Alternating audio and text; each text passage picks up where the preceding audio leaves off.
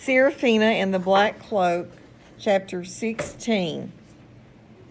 As Serafina and Braden crawled back into the ventilation system, she asked, "Do you know all the gentlemen who are currently guests at Biltmore?"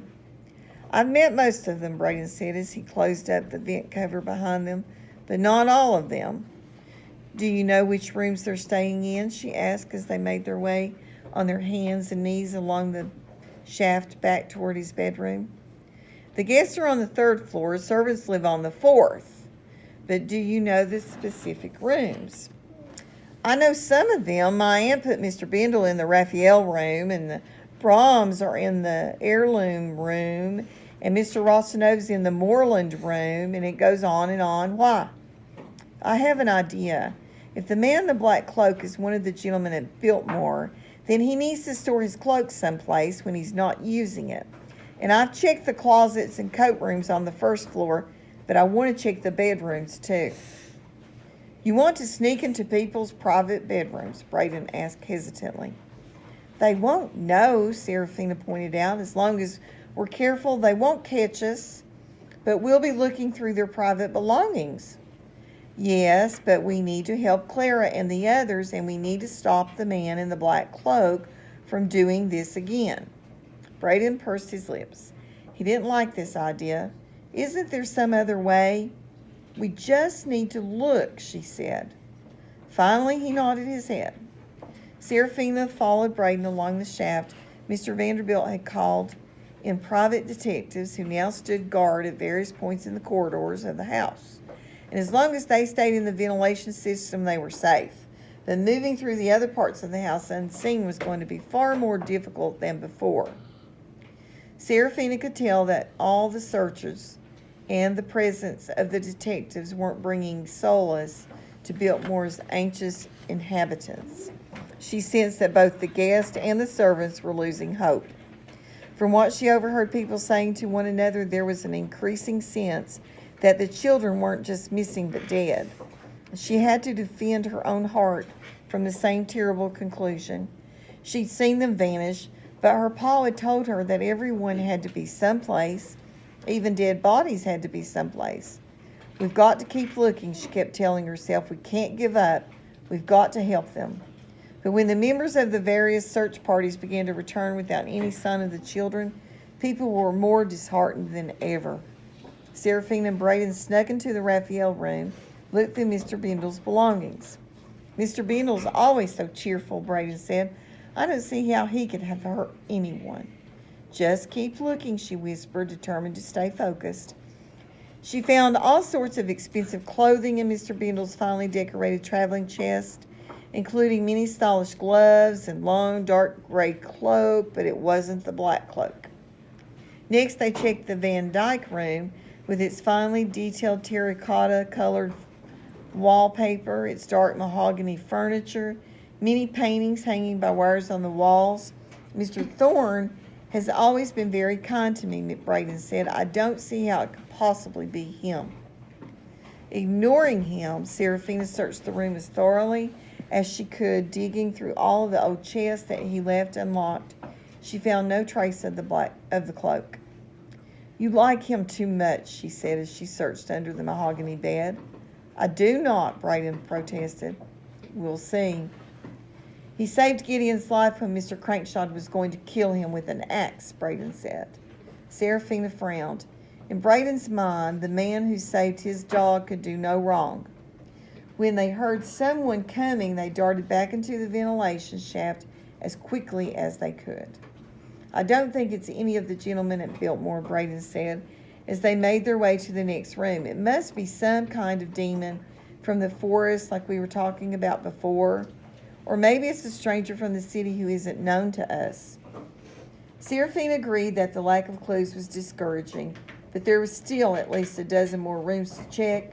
They moved on to the Sheraton room and the Old English room.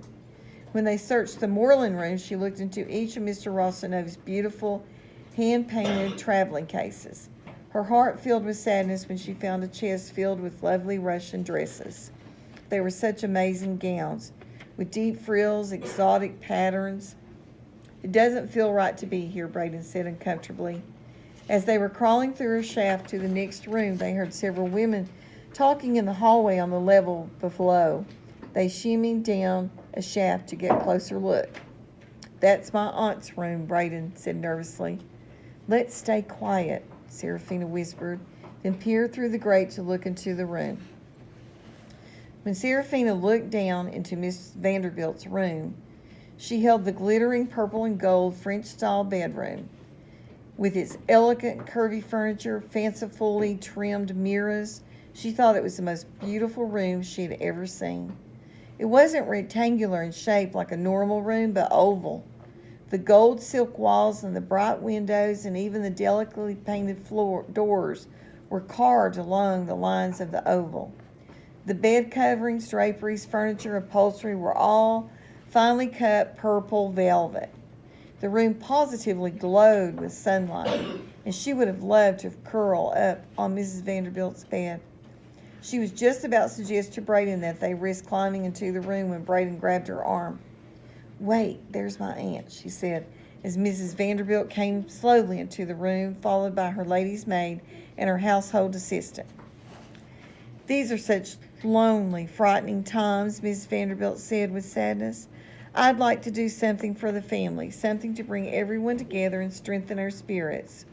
This evening, we'll gather in the banquet hall at 7 o'clock. The electric lighting still isn't working, so stoke up the fires, bring in as many candles and oil lamps as you can. Arrange it with the kitchen so that we can provide everyone with something to eat. It won't be a formal sit-down dinner or any sort of party, mind you. It's just not that appropriate time for that, but we must do something. I'll go down to the kitchen and talk to the cook," her assistant said. "I think it's important that we gain the comfort of spending some time together, whether we're frightened, grieving, or still holding on," Miss Vanderbilt said. "Yes, ma'am," her lady's maid said. Serafina thought it was kind of Mrs. Vanderbilt to arrange the gathering. It was well known at Biltmore that Miss Vanderbilt liked to learn the names and faces of all the children and both the guests and servants, and when Christmas time came, she and her lady's maid would go shopping in Asheville and the surrounding villages and buy each one of the children a special gift.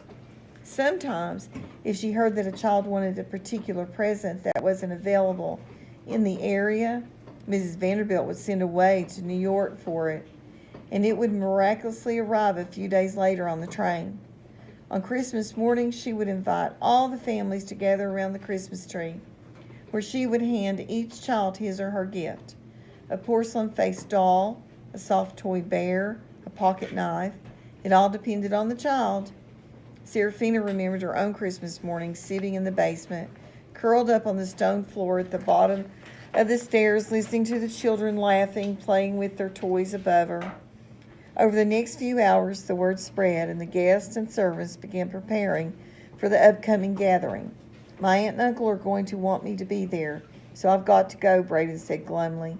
"I wish you could come with me. You must be as hungry as I am." "I'm starving."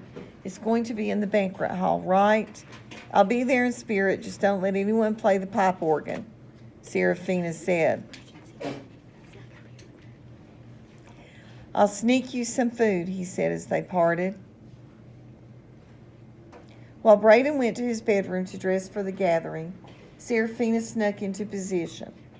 She moved through the secret passages behind the upper levels of the organ that she learned about from Mr. Pratt and Miss Whitney.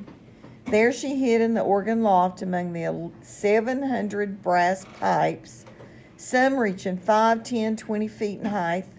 From here, she had a wonderful bird's-eye view of the room. The banquet hall was the largest room she'd ever laid eyes on, with the barrel-vaulted ceilings high enough for a hawk to soar in. Rows of flags and pendants hung down from above, like the throne room of an ancient king. The stone walls were adorned with medieval armor, crossed spears, and rich tapestries that looked extremely old but well worth climbing someday. In the center of the room, there was a massively long oak dining table ringed with hand-carved chairs intended for the Vanderbilts and 64 of their closest friends. But tonight, no one was sitting at the table. The servants had laid it out with a cornucopian buffet of food.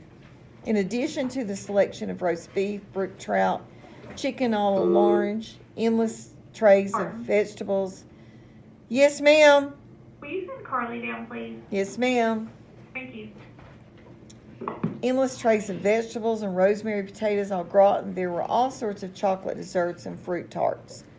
The pumpkin pie, like all pumpkin pie, looked like something a dog would eat, but the whipped chantilly cream on top of it looked delicious. She watched in silence as weary, saddened people streamed into the room, exchanged a few words with Miss Vanderbilt, and then joined the gathering.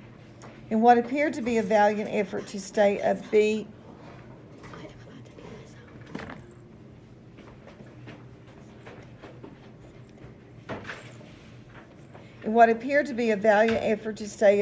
Mr. and Mrs. Brahms came in and tried to eat some food and find some solace in the company of the others. Mr. Vanderbilt went over and spoke to them, and they seemed to find great comfort in his words and touch. He then went over to the pastor and his wife and consoled them about their lost son. He went next to Nolan's distraught mother and father. Nolan's father was a blacksmith, but he and his wife were welcome here. Mr. Vanderbilt spoke with them for a long time. The more she watched him, the more her feelings toward him softened. There seemed to be a true, genuine caring in him, not just for his guests, but for the people who worked for him as well. Braden, following his uncle's example and looking particularly neat in his black jacket and vest, did his best to talk with the young red-haired girl in a blue dress. The young lady appeared to be more than a little frightened by everything that had been going on. There were other children there as well, looking scared and sullen. Mr. Bozeman, the estate superintendent, was in attendance, along with Mr. Pratt, Miss Whitney, and many other familiar faces. It seemed to her that the only person missing was poor old Mr. Rossino. Serafina overheard one of the main servants come in and say that Mr. Rossino had sent word that he was too heartsick to attend.